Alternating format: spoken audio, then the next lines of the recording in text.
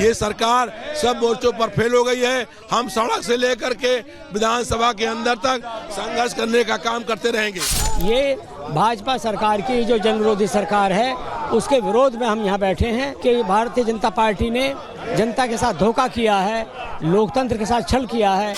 कुंभ के आंकड़ों को लेकर जो सरकार वहाँ अव्यवस्था, जो सरकार पर डे बता रही इतने लोग स्नान किए, लेकिन जो जितने लोग वहाँ उस भगदड़ में मरे, आज तक सरकार वो डेटा नहीं दे पा रही है। बेरोजगारी 2014 के बाद चरम सीमा पर है और भ्रष्टाचार और बेईमानी भी चरम सीमा पर है। जितने लोग मर गए कुंभ में, उनको जहां श्रद्धांजलि देने का काम सरकार को करना चाहिए था, वही सरकार ने उनके आंकड़े को छुपाने का काम किया। आज उपचुनाव जितने हुए उसमें लोकतंत्र को लूटने का काम सरकार ने किया। इससे साबित होता है कि सरकार की नैतिकता मर चुकी है। तो देखिए, महाकुंभ को लेकर अभी भी समाजवादी पार्टी की सुई ऐसा लग रहा है कि अटक गई है। लगातार एक ही बात बोलते दिखाई दे रहे हैं। इस पर बीजेपी के बड़े चेहरे भी जवाब दे रहे हैं और कह रहे हैं कि मुद्दा ही नहीं है उनके पास। सुनिए जरा। तो केवल विरोध करना है इनका, तो यही उनका लक्ष्य है। ये कुंभ का विरोध कर रहे हैं। ये सत्ता में थे तो सफाई महोत्सव कराते थे, वहाँ हवाई अड्डा बनाते थे, फिल्मी हस्तियों को ले आकर के नृत्य कराते थे, हजारों करोड़ रुपया उस पर खर्च करते थे। ये कुंभ पर बोलने वाले लोग हैं।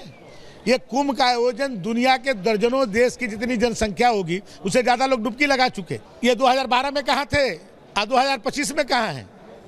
ये इसलिए क्योंकि जो प्रमुख मुद्दे हैं, जो जनता से जुड़ी हुई बातें हैं, उस पर चर्चा नहीं करना चाहते, क्योंकि इतना बेहतर काम हुआ है कि बोलेंगे क्या। तो महाकुंभ को लेकर पहले समाजवादी पार्टी ने शुरुआत की। आपको याद होगा चुनाव थे, चुनावी फीवर पहुंचा बिहार, जहां पर चुनाव थे तो लालू यादव का भी महाकुंभ को लेकर बयान आ गया। और अब नई एंट्री हुई है ममता बनर्जी की। अब कोलकाता से भी महाकुंभ को लेकर ऐसा बयान दिया गया है कि आप हैरान हो जाएंगे कि क्या इन्हें सनातन का बिल्कुल सम्मान नहीं है, सिर्फ वोटों के लिए। सुनिए जरा। महाकुंभ আমি নাইবা বললাম, ওটা এখন মৃত্যু কুম্ভ হয়ে গেছে। মৃত্যু কূপের মতো আমি মহাকুম্ভকে সম্মান করি, আমি শ্রদ্ধা জানাই, পবিত্র গঙ্গা মাকে আমি সম্মান করি। কিন্তু প্ল্যানিং না করে এত হাইপ তুলে এত লোকের মৃত্যু বললেন 30 জন, কথাটা কি সঠিক? কত ডেড বডি ভাসিয়ে দিয়েছেন নদীতে। तो देख रहे हैं जहां पर लोग सनातनी पर्व मना रहे हैं, महापर्व मना रहे हैं, उसी महाकुंभ को क्या संज्ञा दे रही है ममता बनर्जी, मृत्यु कुंभ बता रहे हैं।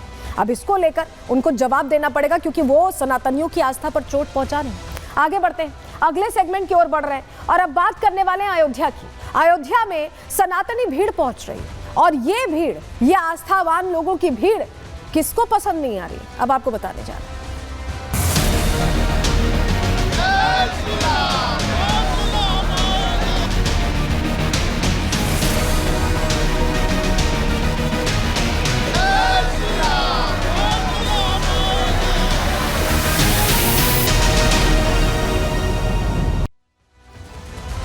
आप देख रहे हैं प्रयागराज में आस्था का महाकुंभ चल रहा है। 144 साल बाद हो रहा है। ऐसे में लोग पहले प्रयागराज पहुंचते हैं, काशी विश्वनाथ में दर्शन करते हैं और फिर अयोध्या में राम लला के दर्शन करने भी पहुंचते हैं। और यही वजह है कि हम देख रहे हैं अयोध्या में भी जन समुद्र लोगों का उमड़ता दिखाई दे रहा है, रिकॉर्ड टूटते दिखाई दे रहे हैं। लेकिन ये सनातनियों की भीड़, ये आस्थावानों की भीड़ किसे पसंद नहीं आ रही, ये बहुत बड़ा प्रश्न है। क्योंकि यहाँ पर लोगों की भीड़ के बीच भगदड़ मचाने की साजिश रची गई, षड्यंत्र रचा गया है। किसने ये षड्यंत्र रचा है, इसकी तह तक जाने की कोशिश हो रही है। लेकिन सबसे पहले जरा आपको बताते हैं कि पूरी खबर क्या है। तस्वीर पहले आपको दिखा देते हैं। तस्वीर आपके लिए जरूरी है समझना, क्योंकि इस तरह के हालात बने हुए हैं कि जहां लोगों की भीड़ पहुंच रही है और लोग रामलला के लगातार दर्शन कर रहे हैं। आंकड़े बढ़ते जा रहे हैं और जरा आपको तस्वीर दिखा देते हैं। चलिए, कैसे यहाँ पर लोगों की भीड़ पहुंच रही है। आस्था का सैलाब आप देख रहे हैं, लोग ही लोग पहुंच रहे हैं और हर कोई रामलला के दर्शन करना चाहता है। प्रयागराज, काशी के बाद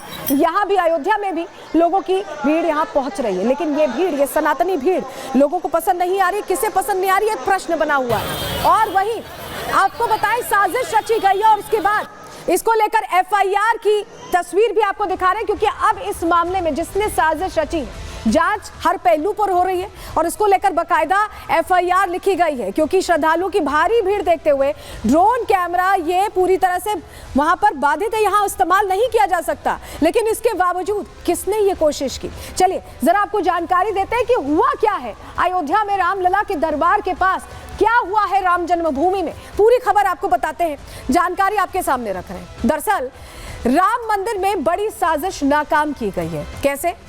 मंदिर के पास ड्रोन को मार गिराया गया है। ये नो ड्रोन जोन है, उसके बावजूद ड्रोन उड़ाया जा रहा था। गेट नंबर 3 के पास जानकारी मिल रही है कि ड्रोन को मार गिराया गया। कैमरा ड्रोन को कब्जे में लिया गया है, जांच चल रही है। ड्रोन उड़ाने वाले की तलाश भी की जा रही है कि कौन है वो शख्स जिसने ये ड्रोन उड़ाया है। एफआईआर दर्ज हो चुकी है, हमने आपको कॉपी दिखाई। अयोध्या में पुलिस और एटीएस ऐसे में अब अलर्ट होती दिखाई दे रही है। अलग अलग जगहों पर निगरानी, मुस्तैदी सब कुछ बढ़ा दी गई है कि कहीं ऐसी कोई स्थिति ना हो जहां पर इस तरह की कोई घटना आ जाए। और चलिए जरा अब आपको बताते हैं, एफआईआर की हमने आपको कॉपी दिखाई, किस तरह के हालात है ये भी बताया। लेकिन अब क्या हो रहा है आगे, प्लान ऑफ एक्शन क्या है, कैसे उस शख्स को पकड़ा जाएगा जो यहाँ पर कोशिश कर रहा था एक तरह से भगदड़ जैसी स्थिति पैदा करने की। रिपोर्ट इसी से जुड़ी आपके सामने रख।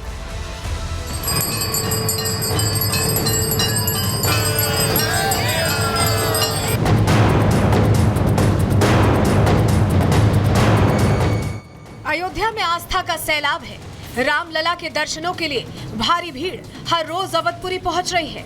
महाकुंभ में आस्था की डुबकी लगाने वाले सनातनी अयोध्या के राजा राम के दर्शनों के लिए खिंचे चले आ रहे हैं। आलम यह है कि अयोध्या की गलियां भक्तों से पटी पड़ी हैं, लेकिन आस्था का ये सैलाब सनातन विरोधियों को रास नहीं आ रहा है।